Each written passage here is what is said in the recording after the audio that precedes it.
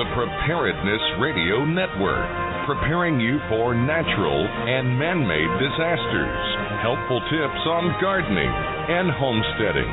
Be prepared, and remember, preparedness saves lives.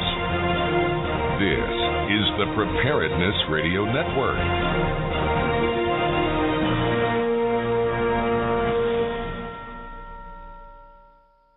On the air, everywhere, it's the Dr. Prepper Show with #1 best-selling preparedness author, James Talmadge Stevens. On this show, you'll learn more in an hour than some people learn in a year.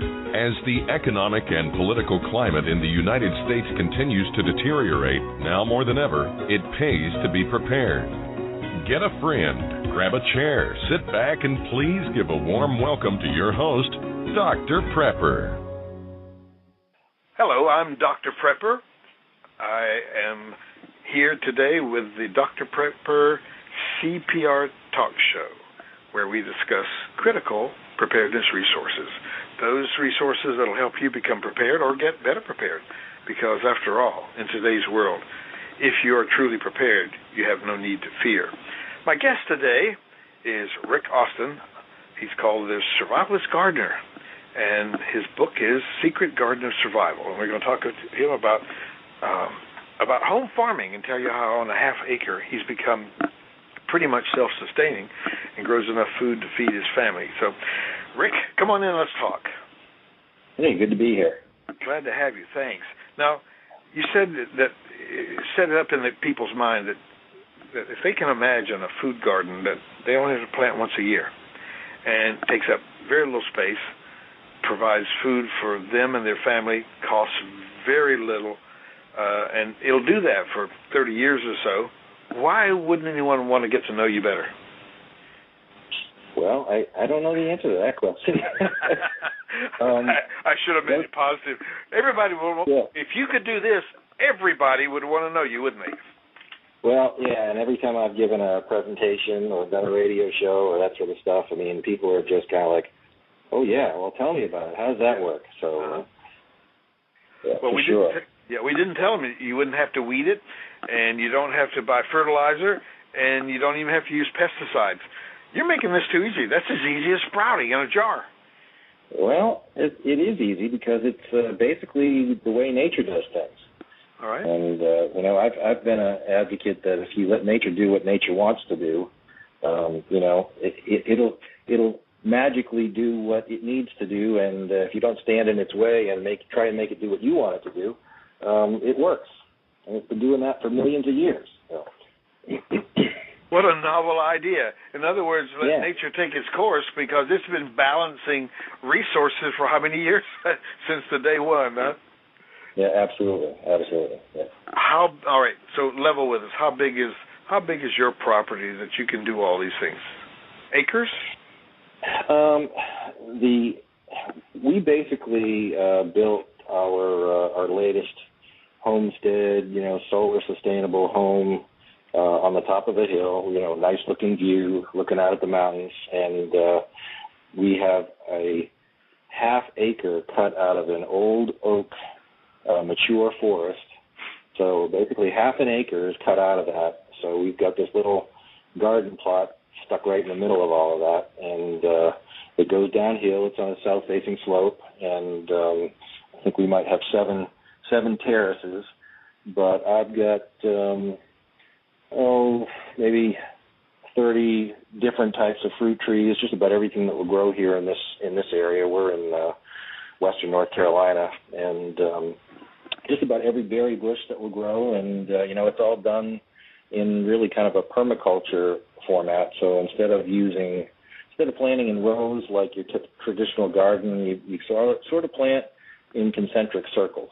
So you've got a central tree for each guild. So that would be your a fruit tree like an apple tree or a peach tree or a pear tree or whatever it happens to be. And then around that, outside the drip line of that tree, you've got your berry bushes, all edible stuff, so your blueberries and blackberries and elderberries, that kind of thing. And outside of that, so that everything gets sun, you've got your herb layer, so you've got your medicinal herbs and your cooking herbs. And then outside of that, you've got your ground covers, So everything from clovers to buckwheat to anything that really is kind of a ground cover that's flowering, and that all attracts good bugs, which kill the bad bugs you don't want to have. And running up the tree, you've got a vine layer, because in nature vines grow on trees. There are no trellises in nature, and we've got grapes growing on our apple trees. We just so happen to have also planted grapes on some trellises too, kind of as an experiment, looking at the normal sort of traditional way to plant grapes. And I will tell you that unequivocally, our grapes that grow on apple trees produce 7 times more fruit than the grapes that grow on trellises. Unbelievable. Great. Now, tomatoes require a lot of sunshine. Does the tree inhibit that, or do you just plant them on the south side of the tree so the sun stays on them most of the day?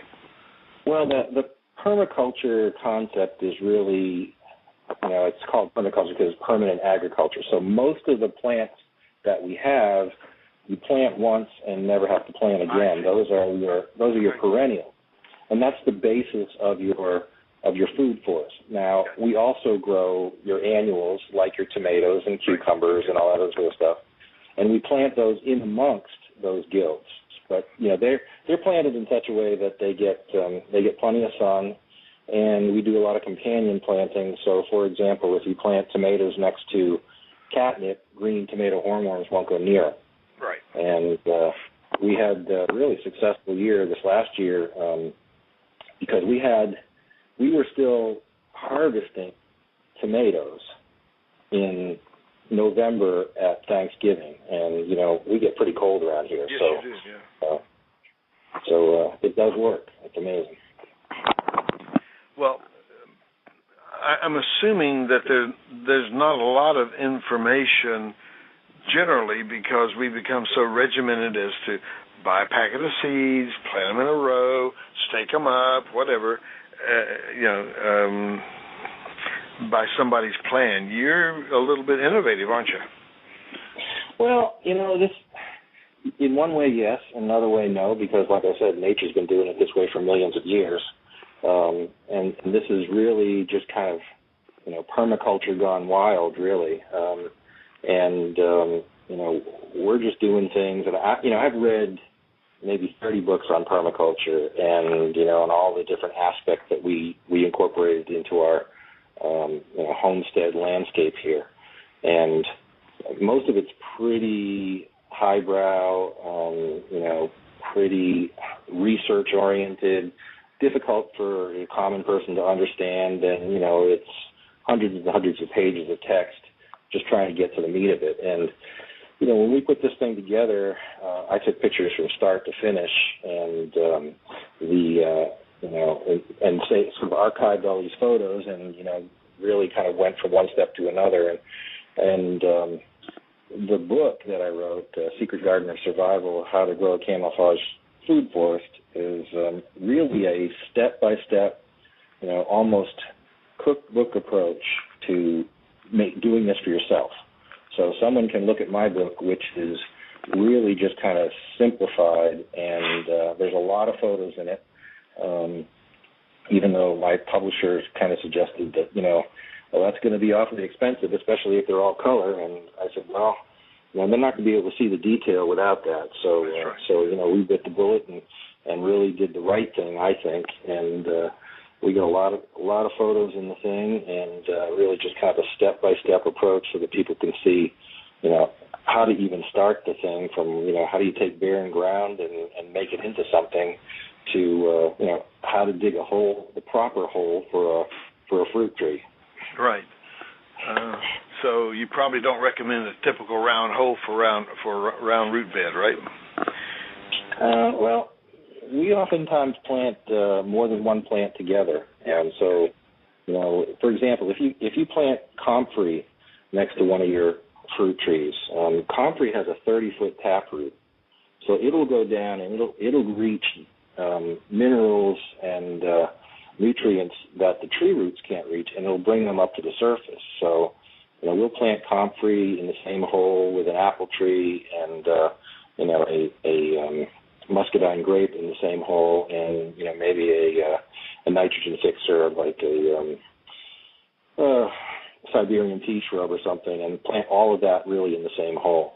And they all work together. The roots intermingle. They all share nutrients, and like I said, it works. So you've taken that red clay of North Carolina, as I remembered, and turned it in, by planting your trees, you can call it a food forest. Yes, absolutely. We had North Carolina red clay, and if you're familiar with that, if that stuff gets in the sun for too long, it turns into a brick. That's right. Really nothing grows in it. So, we did a number of things, and my book talks about that, the steps involved, but we use a lot of good decomposed mulch, to help bring back the soil and bring back not only nutrients, but also the microorganisms. When we laid out these terraces, we did it because the best place to store water is actually underground. And if you are on a hillside and you have terraces in it, you actually end up having more physical area to plant in, as well as a way to capture water, because the water runs downhill on one terrace and ends up in the bottom, and then just kind of seeps in, and then your plants that are planted along that berm there get a chance to take in that water. So, it makes it nice because once the plants are established, you really don't have to water at all. And we've had times when we've had 6 weeks of drought, straight, and our plants have been green and growing and no problem. And our neighbors, just down the way, everything's turning brown and dying. Okay. Now, what you've done is created. The title of your book suggests that if you plant properly, even in an urban setting, you can pretty well hide the fact that you're growing food. That's what the book is about. Yeah, absolutely. And it looks natural because, in fact, that's the way nature grows. And so you've got a lot of stuff growing together. You've got a lot of plants that sort of intermingle. You've got vines running up inside your trees. You've got a lot of weeds, in fact, that are, in open areas that are actually helping to bring the soil back.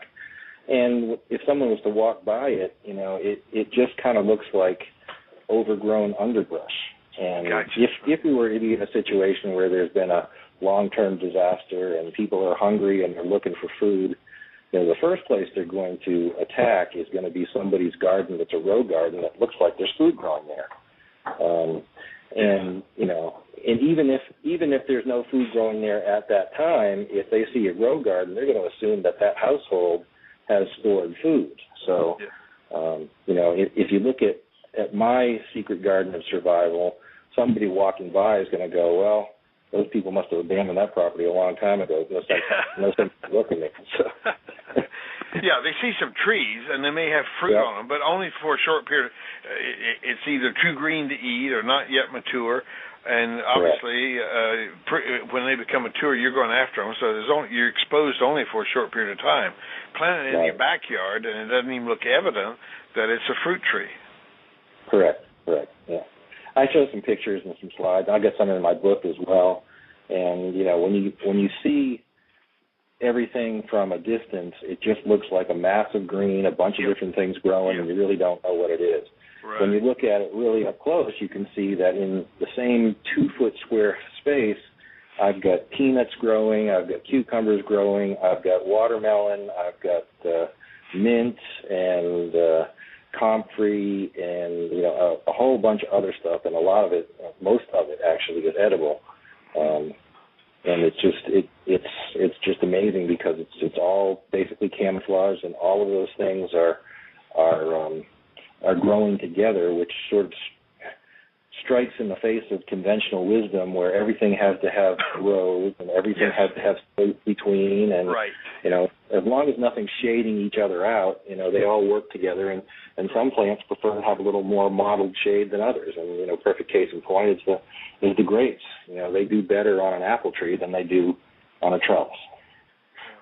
And they don't suck they don't suck from the tree. They just cling to it, to the bark, and the exterior bark is not a carrier. It is just a protection. So more vines is more protection. Yeah, basically. And they just kind of grow underneath the leaves of the apple tree, and underneath that you've got your grapes growing under the leaves of the grape. You could really weird out some people when they see grapes hanging from a tree. Yeah, I've seen some photographs. People are like, wow.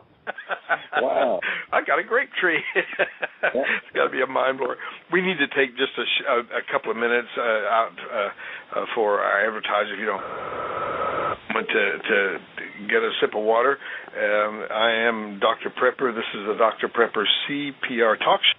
Critical preparedness resources for preppers so they can become prepared or even get better prepared. And this afternoon, my guest is Rick Austin, the survivalist gardener, and he's the author of Secret Garden of Survival. You can go to his website, secretgardenofsurvival.com. You can buy the book there. He's discounted so that he can get the book into your hot little hands, or you can find it at Amazon, and it's also in a Kindle format, so you have your choice. We'll be back in just a moment and continue our conversation with Rick Austin. I'm Dr. Prepper. This is the Preparedness Radio Network. Back, I'm Dr. Prepper. This is the Dr. Prepper CPR show for today, our critical preparedness resources, our talk show. Today we're speaking with Rick Austin, the survivalist gardener. He's out of the west of I'll get it right, in Asheville. I was going to say Mount Airy, but you're further west than Mount Airy, and certainly you're there from one of the hills out there in the Appalachians. It's good to have you on today. Thanks, Rick, for being here. Well, it's great to be here. I appreciate you giving me the opportunity. It's great. We were talking about the fact that the garden you designed and that you have shown people how to perpetuate really doesn't look like a garden because you haven't put it all up there in military format. It's not standing, it's not all in a row. You gathered in did you call them hills or gills? Which was it? Gills. Yeah, okay, great. Yeah, like a GUILD, a guild like they used to have in Belgium. Yeah, okay, Europe. So a guild is a cooperative bunch of people who have similar skills and have joined for professionalism, so that was a good name. What we've done then, basically, what you've done is urge people to put plants together in companion planting, and there are many plants that work together, and there are books about that, I'm sure. And you can look that up even on the Internet. I know you can do that. But you're able to use the best of nature to help nature perform at her best, to produce larger,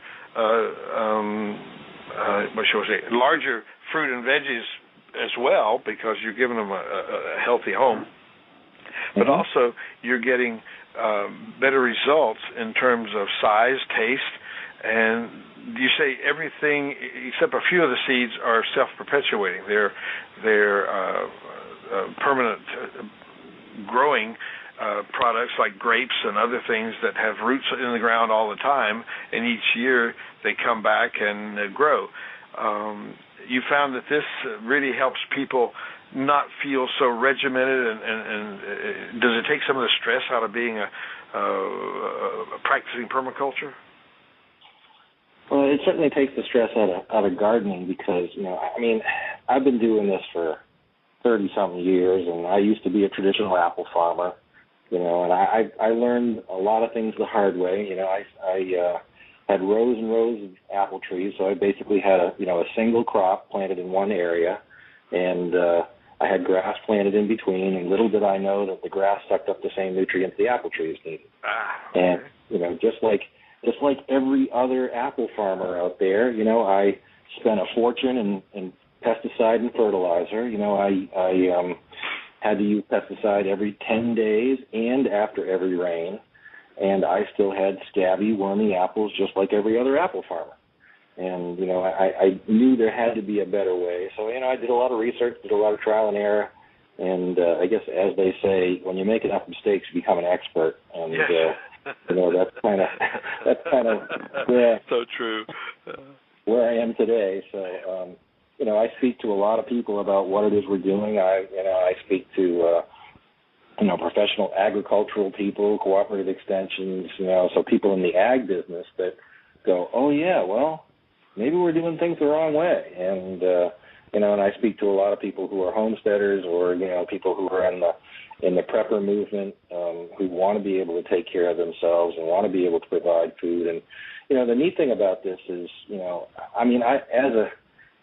for 30 years, I hated gardening. I hated it.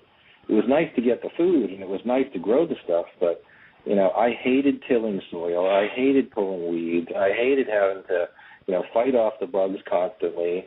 And, when I found out about this permaculture stuff, I hit myself on the head and go, oh, yeah, nature's been doing it this way for millions of years, without pesticides, without fertilizer, and, it seems like it's going to work. So, it's what's amazing is once you get the plants in place, and that's where all the work is, just getting everything set up. And you can do it one guild at a time, so you don't have to do an entire half acre or an entire quarter acre or whatever space you have. And once you get everything planted and established, it just takes off and takes care of itself. So all you do is harvest. And, that's the fun part is, picking the strawberries, the blueberries, the blackberries, the grapes, the peaches, and it works so well that, we have more food in that half acre than we can possibly consume. Here's a little story, every day this last summer I would go out and I would, pick whatever was growing in season at the time. So strawberries came first, then blueberries and blackberries and, peaches and, pears were later on and figs and that sort of stuff. And I was, one day I was picking grapes and I would literally come in with 1 to 2 3-gallon buckets, so 3 to 6 gallons of grapes every single day after being out in the garden for an hour. And, my wife was canning furiously trying to keep up, and one day I walk up the steps with another 2 buckets, another 6 gallons, and she says to me, stop, I can't keep up. So, we just ended up freezing a lot of the stuff so that when, the season was over, we could can a lot of things. But it's just, that's the beauty of it. That's the fulfilling thing, is being able to pick all this great fruit and then make something out of it and preserve it, store it, and turn it into, everything from grape jelly to vinegar that you can preserve and cook with. So.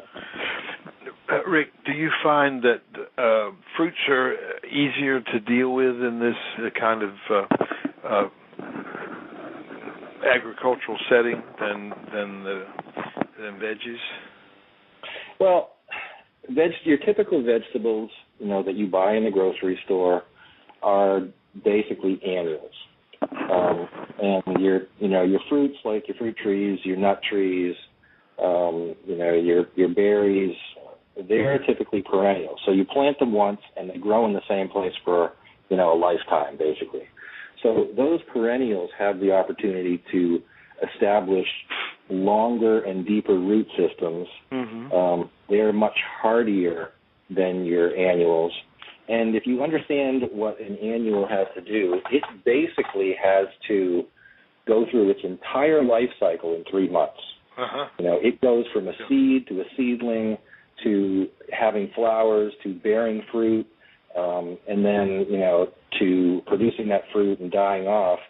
And that fruit ends up having seeds in it, so that could be, watermelon or cantaloupe or, anything like that, and, squash or whatever. And it's got to do all of that in 3 months. So it really doesn't have time to put down deep roots. It doesn't have time to get hardy and, be able to fight off disease and pests and that sort of thing. But, the beauty of interplanting your annuals with your perennials is that they're disguised too, not only from, four-legged and potentially two-legged pests, but also from your insects. I mean, here's another story. When we planted all of this stuff, the first season, I just got lazy and I was running out of time, And I ended up planting my potatoes in rows because I had a lot of potatoes I wanted to plant. So I just planted them in rows. And they were doing really well. They looked great. They had nice green leafy plants. And one morning I went out into the garden and I went to the end of one of the rows, and the entire plant, all the leaves were gone. And I said, oh, man, I hope we don't have deer in here eating this stuff. And I moved to the second plant, and that was completely decimated. The third plant was completely decimated. When I got to the fourth one, it was completely covered with Colorado potato bugs. And what it was, by planting in rows, it was like a smorgasbord, so that those bugs just went from one plant to the next, to the next, to the next, and they were completely decimating the entire crop. So if you interplant and almost camouflage your annuals along with your perennials, the bugs don't have that kind of thing where they can go from one plant to another. They're going to travel some distance. And also the beauty of planting in these guilds is you have a lot of insect-attracting plants like your mountain mints and your herbs that attract predatory wasps that kill the bad bugs you don't want to have in your garden. So, this whole thing works together so that you've got, your pesticide is essentially your predatory wasps that kill those bad bugs. And it also gives them the opportunity for interplanting among these guilds. So say you put your potatoes in a bunch of different areas, these Colorado potato beetles have to move and travel, and most likely they're going to get picked off before they can get to your next plant. I was just thinking about the fact that you call your book The Secret Garden of Survival.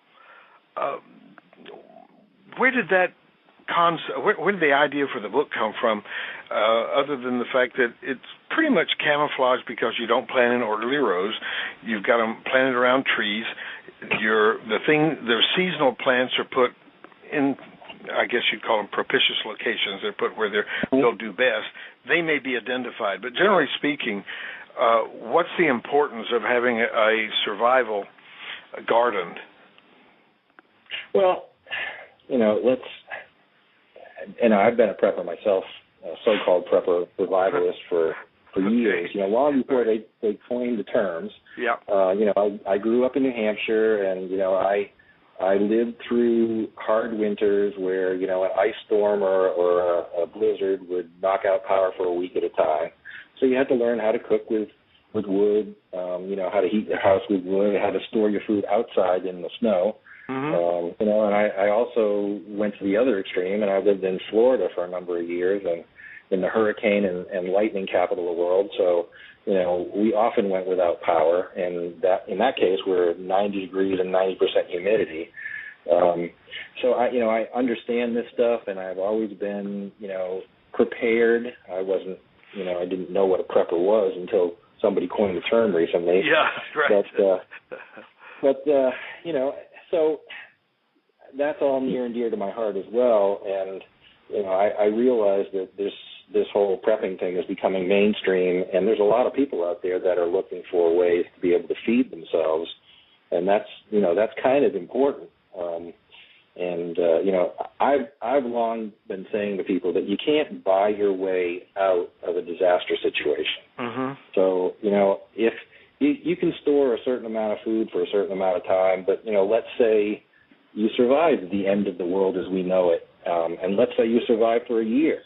But, let's say you get that much food. How are you going to feed yourself and your livestock when those food stores run out? That's right. How are you going to replenish that year's worth of food storage, and then how do you keep others from stealing it? So that's really what this is about. You're setting up this permanent garden that's going to provide you and your animals. If you've got small animals, and I advocate that. Things like goats to give you milk and cheese, and ducks for eggs and that kind of thing, for protein. Mm-hmm. They all need to eat too. And on our farm, we have kind of a rule that all of our animals need to live off the land as well. So, there aren't going to be feed stores open when we have an end of the world as we know it situation. And you're not going to be able to get fertilizer and pesticide and, use mechanized, petrochemical run equipment. So, you've got to have something in place that's going to be able to feed you and your family and your livestock, regardless of what happens. And even if nothing ever did happen, the great thing is, my wife and I almost never go to the grocery store anymore. So, with prices rising the way they are, and with milk approaching $4 and $5 a gallon, it's something that you need to think about. Mm-hmm. So, you're kind of telling us what it's been, what it is, and what it will become. What is your garden concept under the permaculture, which really means permanent agriculture, plant once, forget it, so to speak? And because they are perennials, they're going to come back every year, pretty much on schedule. As soon as the soil is warm enough and et cetera, it works. It's automatic. What are some of the other things that planting once and harvesting for a lifetime is really a great idea? Typically, most people don't do that. They go out and buy a seed, a plant, and then next year they have to plant another seed.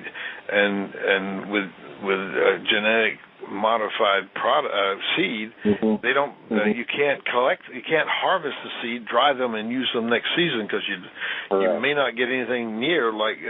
Obviously, if you plant a bean, you won't get a tomato, but you'll get a different strain of bean that you may not like, may not want, or may not taste good. So, what's the secret? What is your secret? The secret garden of survival is more than just where it is. It's the secret that's always been known. It's the hidden secret, right? Well, yeah. It's the open. Yeah. It's the hidden knowledge of an open secret, I guess is what I meant to say. Yeah. Well, when you mentioned GMO, that's really an important factor because a lot of people think they can save seeds that they're using now, and a lot of them you can't because you're not going to get the same thing. And right. When you mentioned if you plant a bean, you're not going to get a tomato. Well, you might get a fish.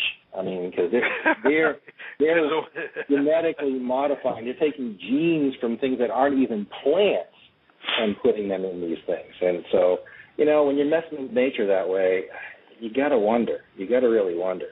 And I recently have had a sort of long-going conversation with some folks on LinkedIn in a horticulture group about what's going on with Monsanto and Dow Chemical and the fact that they are putting this insecticide on the seeds of corn.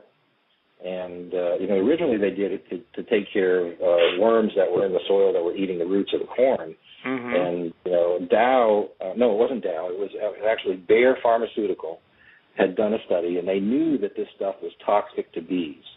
But they said, it's going to be in the soil. We don't have to worry about it. Well, what they didn't understand then is it's actually systemic. So that means that pesticide is in the roots, but it also goes up the stalk. It also goes into the food that we eat, and it also goes into the pollen, which in corn's particular situation is basically air distributed. So it goes everywhere. And I lost 4 hives of bees this year that were very healthy bees, and I lost them over the winter. And the hives were full of honey, so it's not like they didn't have something to eat.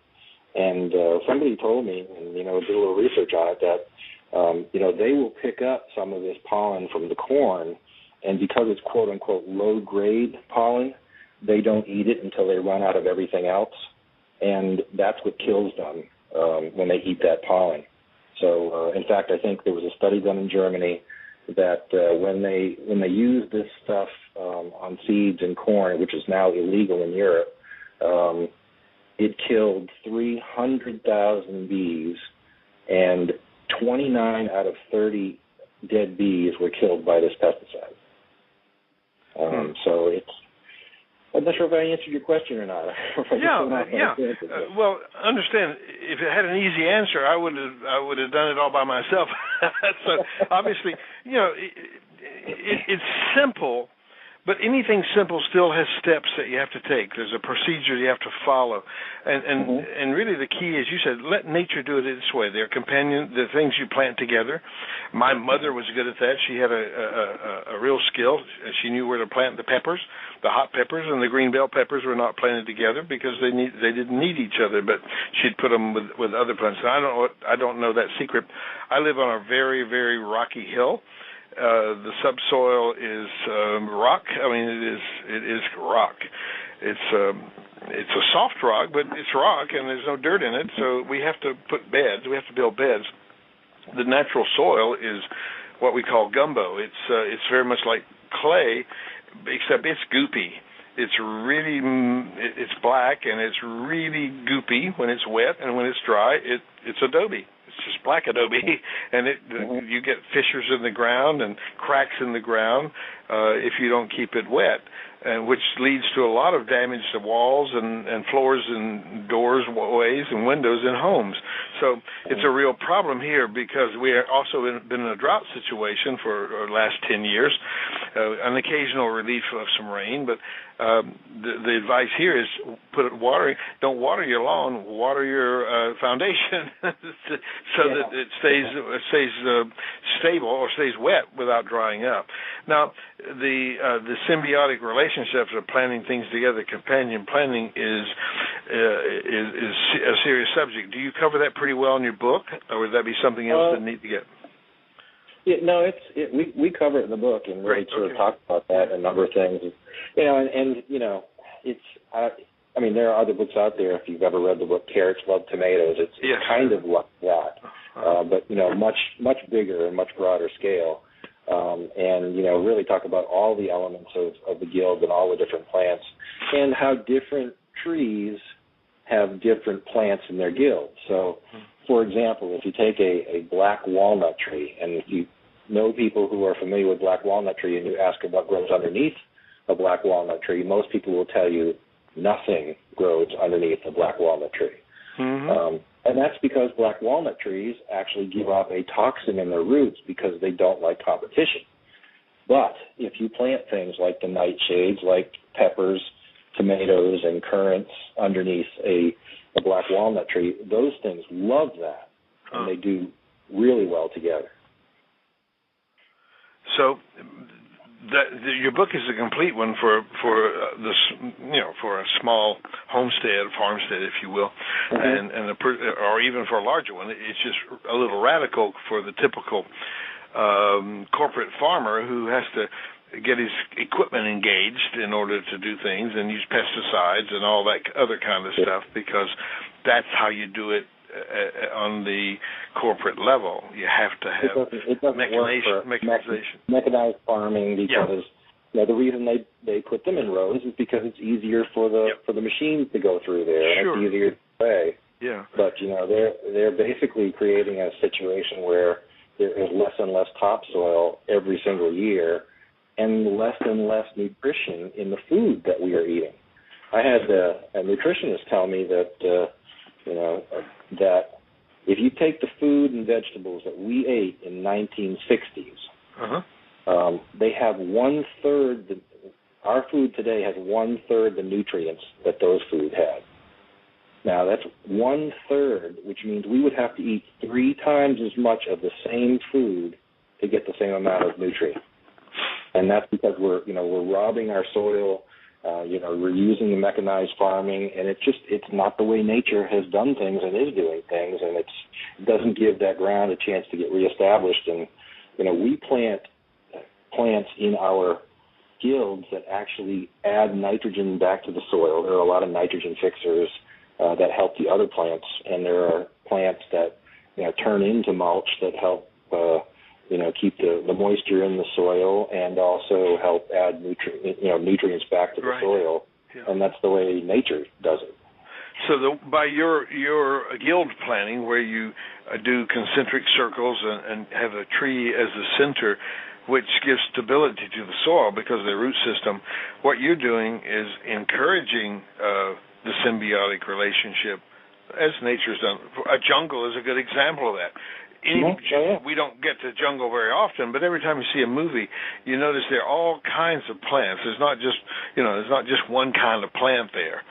There are all kinds of trees and things crawling up trees and etc. So what you've done is kind of replicate that, and so you don't have to plant alternate crops and things like that to enrich the soil. They're doing it kind of automatically. Yeah, correct. And you're right. That's a perfect example of a jungle.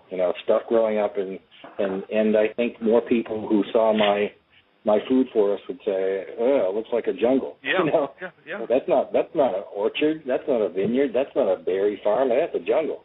And the hardest person I had to overcome this and keep out of the garden was my wife, who was a city girl, who really liked things in straight rows and always wanted to pick weeds. And I had to slap her on the hand and say, "Honey, weeds are just misunderstood plants. You gotta understand that weeds will grow where nothing else will grow, and they are pioneer plants. Right. The reason that they grow is because nothing else will grow there, and nature hates a vacuum. It does. So weeds go in there, and they will break up the soil. They'll allow air to get in there, aerate the soil, and they'll allow water to get in the soil, which it couldn't before. Especially if you're dealing with North Carolina red clay. And then they become almost succession plants. They'll die back, they'll add nutrients to the soil, and then you can plant other things on top of that. And when you pull out those weeds, you basically stop that cycle of nature right in its tracks, and you will always have problems with stuff growing in that area. So by using what you call berms, which are mounds of dirt in long rows or around to prevent movement of the land and water outside the area you want it, but you said you terraced, and then some berms. And if you have a berm, you have to have a swell, right? Well, yeah. They kind of come together. It's the yin and the yang of the landscape. But what that does is it allows water to stop and pond for a while. It then sinks into the ground, and so it can work its way backward underneath the ground into the local aquifer, which is it may not be like we have. We live over an aquifer here in San Antonio. We have no natural water above ground except an occasional river when it rains really hard. The lakes are few and far between. We have to make them work in order to have ponds for our coal-fired plants and things like that. But generally speaking, all our water is underground around here, and the city sits on this huge bubble of rock over a swell. We just have this imagination that they drop the first bomb on one of our military installations, the whole city sinks down into it's gone. It's like the largest sinkhole on the face of the earth, and it's a rock shelf. Yeah. So that's why I don't live in town. I live way out of town. But I live on the aquifer also. I only had to go 90 feet down to get all the water I can drink and run. I've never ever had any water, except it's very superic, a lot of copper in it, and a lot of iron too. Unfortunately, it has a copper taste, but it has a lot of iron in it. It's really fun stuff. And so we have to filter for that, or just learn to drink it, and then we have to learn to clean it out of all the water basins, whatever kind they are. But you indicated that the benefits of planting like this is that you can have, in combination, because of their symbiotic relationship, because of their companionship, that you can have nuts and berries, and as we said, you can have grapes growing out of a nut tree, and it's as much as you possibly could consume. The more land you have, the more concentric circles you plant, right? Correct. Yeah. So if people have asked me, well, can I do this in my backyard in an urban environment? And the answer is yes, you certainly can. And I've even had people who have seen my presentations go, wow, this overcomes my issues with the homeowners association who say I can't have a garden in my backyard. Well, now I can plant an apple tree, and oh, by the way, it just happens to have some fruit on it, and I can plant grapes on that, and I can plant herbs around that. It's like, wow, this is the solution to my problem. So, right. You can plant it in a small little area, or you can plant it, in a large area. I'm assuming that when you're meeting with architects and homeowners associations, one of the things you address is how stupid can you be to prevent people from growing their own gardens? I mean, talk about idiocy. Well, it is really idiotic. But these people move into nice gated neighborhoods, and somebody decided that they don't want to see row gardens. Well, I can understand that. They don't want to look like a farm, I guess. But people need to eat, and that more and more people who are coming to the realization that things may not be as good as they'd like them to be in the long term, are starting to think about, well, how am I going to take care of my family if something does happen? And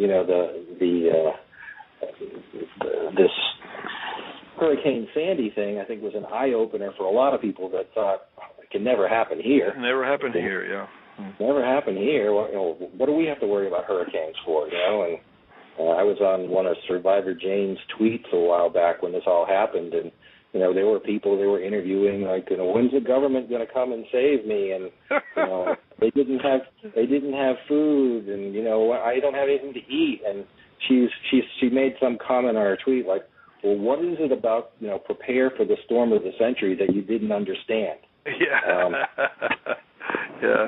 It was a 100-year. It was a 100-year storm. They just didn't say when the last one was. Well, but one of the neat things is you said you're from New Hampshire, so you grew up more or less knowing that occasionally the lights were going to go out and not come on until, for a week or so. And you knew that if you didn't have chopped wood outside, even though it had snow on it, you might freeze to death when the lights were out. Or sometimes you just have to use the alternate stove, the Ben Franklin stove, to cook your food on because the electric range wasn't working, or the gas supply got cut off because something, an accident somewhere. All those things do occur in the lives of people. We just begin to see it now more with more evidence. It just happens more often. And as our infrastructure gets older, we're going to have more and more of this. Yeah, and that's right. I don't think people realize that. But yes, I grew up to be as a quote unquote hardy New Englander, and you've got that Puritan work ethic that when the Pilgrims came over, and we all have to be able to take care of ourselves, and I kind of grew up with that. But I think today, even in my own children, you see this sort of entitlement generation that, basically can go out and buy anything they want to buy, and, there's just kind of a consumer mentality about everything, and we're losing a lot of skills to be able to take care of ourselves. And I think, I was talking to someone before, and I said, if we had a grid down situation and we just, society basically gets shut down for a month, I think, close to 80% of the people would die, and they could have food growing right under their nose. They just don't even know what it looks like when it's not on the shelf. Oh, yeah. I have people pick up cabbage saying, this doesn't look like lettuce. Of course not. It's cabbage.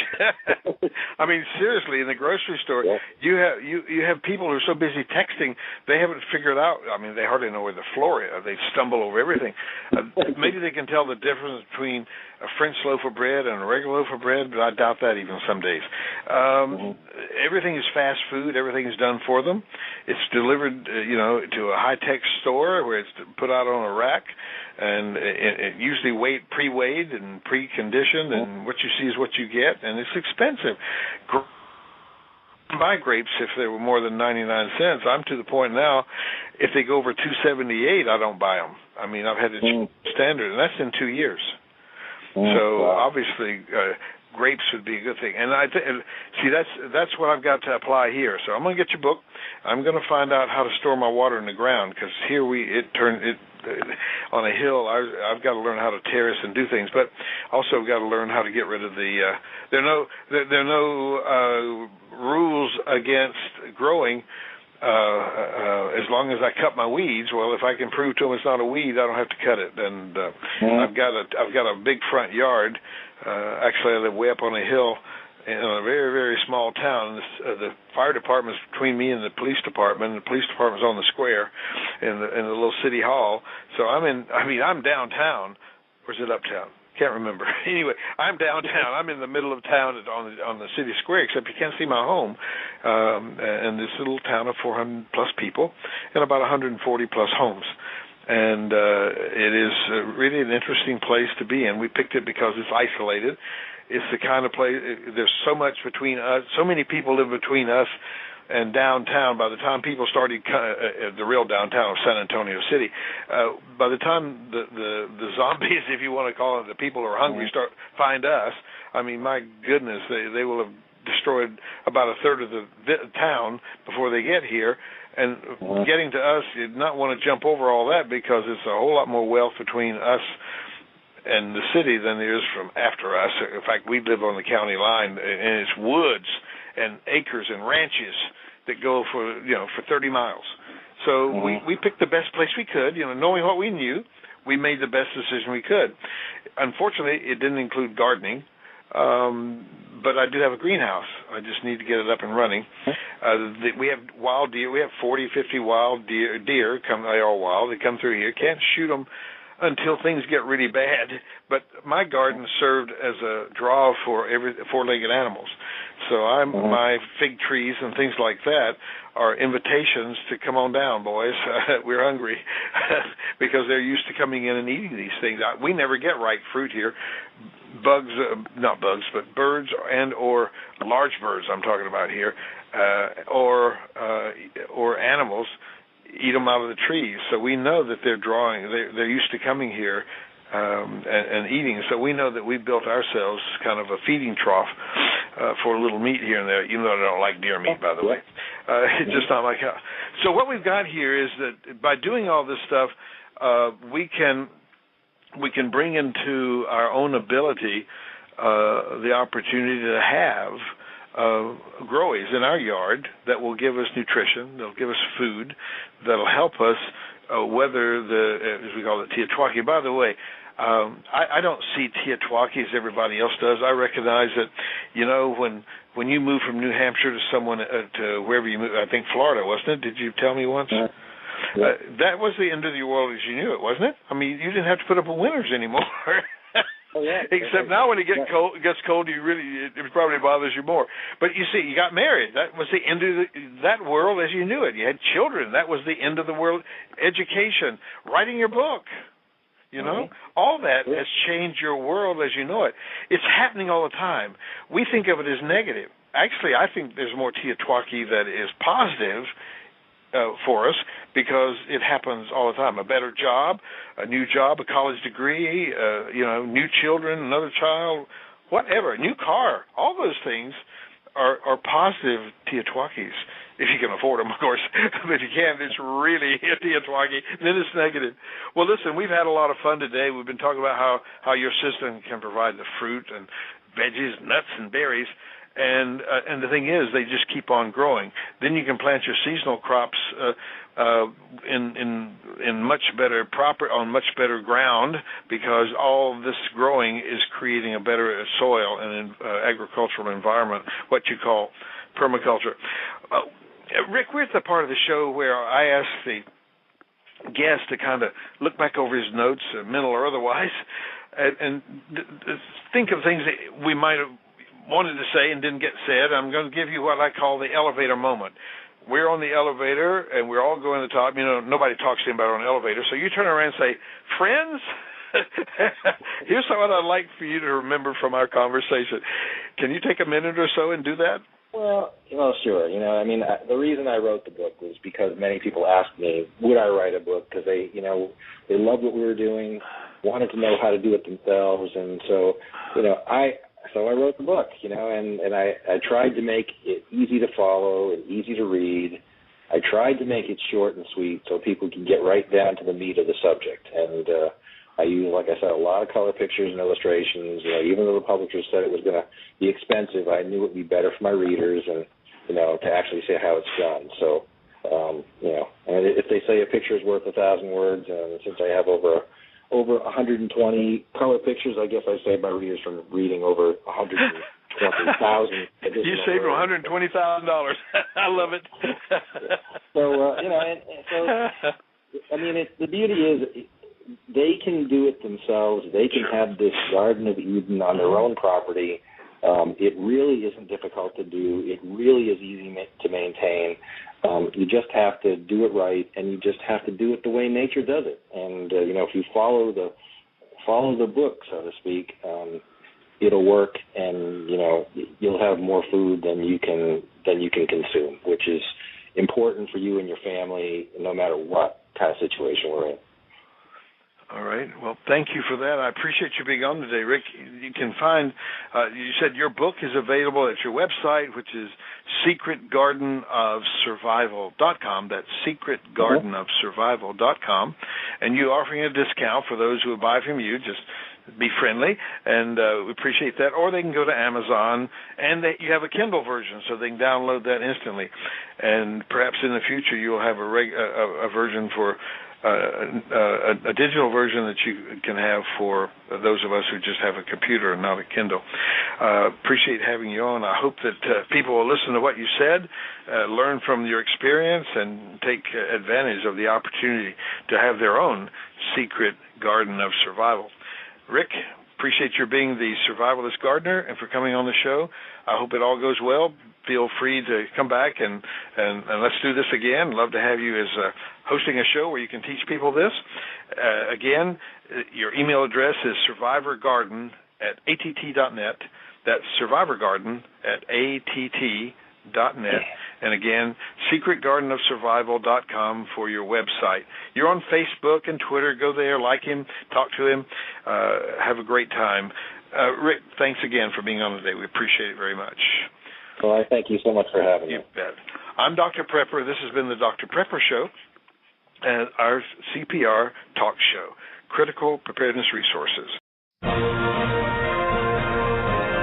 This is the Preparedness Radio Network, preparing you for natural and man-made disasters, helpful tips on gardening and homesteading. Be prepared, and remember, preparedness saves lives. This is the Preparedness Radio Network.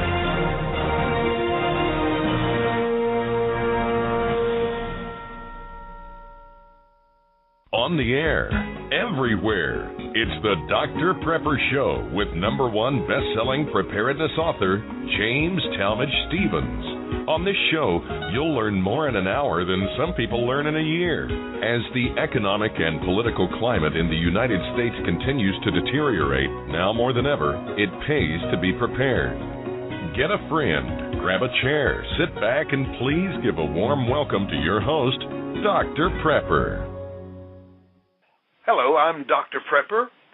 I am here today with the Dr. Prepper CPR talk show, where we discuss critical preparedness. And we have a half-acre cut out of an old oak mature forest.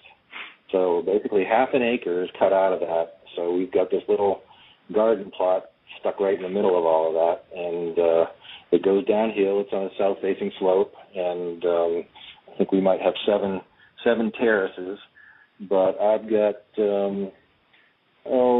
maybe 30 different types of fruit trees, just about everything that will grow here in this area. We're in western North Carolina, and just about every berry bush that will grow, and it's all done in really kind of a permaculture format. So instead of planting in rows like your traditional garden, you sort of plant in concentric circles. So you've got a central tree for each guild, so that would be your fruit tree like an apple tree or a peach tree or a pear tree or whatever it happens to be. And then around that, outside the drip line of that tree, you've got your berry bushes, all edible stuff, so your blueberries and blackberries and elderberries, that kind of thing. And outside of that, sort of just kind of like, oh yeah, well tell me about it. How does that work? So, we didn't tell them you wouldn't have to weed it, and you don't have to buy fertilizer, and you don't even have to use pesticides.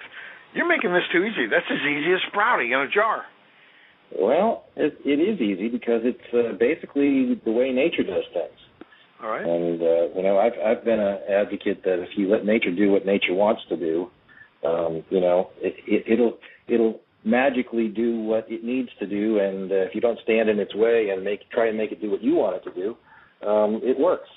And it's been doing that for millions of years. So. What a novel idea. In other words, let nature take its course, because it's been balancing resources for how many years? Since the day one, huh? Yeah, absolutely. Yeah. All right, so level with us. How big is your property that you can do all these things? Acres?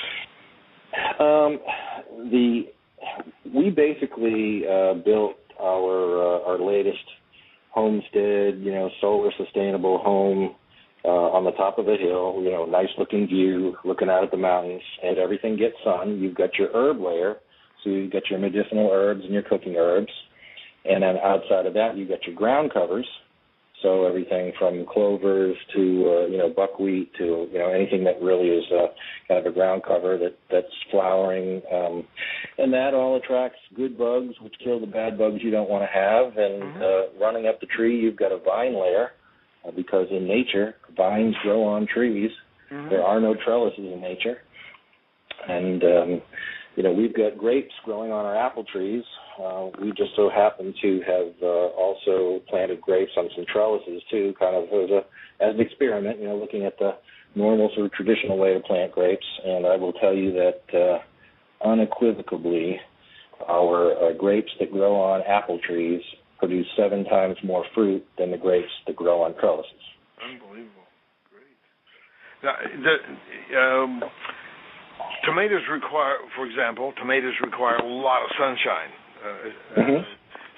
Does the tree inhibit that, or do you just plant them on the south side of the tree so the sun stays on them most of the day? They're just resources. Those resources that'll help you become prepared or get better prepared. Because after all, in today's world, if you are truly prepared, you have no need to fear. My guest today is Rick Austin. He's called the Survivalist Gardener, and his book is Secret Garden of Survival. And we're going to talk to him about home farming and tell you how on a half acre he's become pretty much self-sustaining and grows enough food to feed his family. So, Rick, come on in, let's talk. Hey, good to be here. Glad to have you. Thanks. Now, you said that set it up in the people's mind that if they can imagine a food garden that they only have to plant once a year and takes up very little space, provides food for them and their family, costs very little, and it'll do that for 30 years or so, why wouldn't anyone want to get to know you better? Well, I don't know the answer to that question. I should have made it positive. Everybody would. Yeah. If you could do this, everybody would want to know you, wouldn't they? Well, yeah, and every time I've given a presentation or done a radio show or that sort of stuff, people are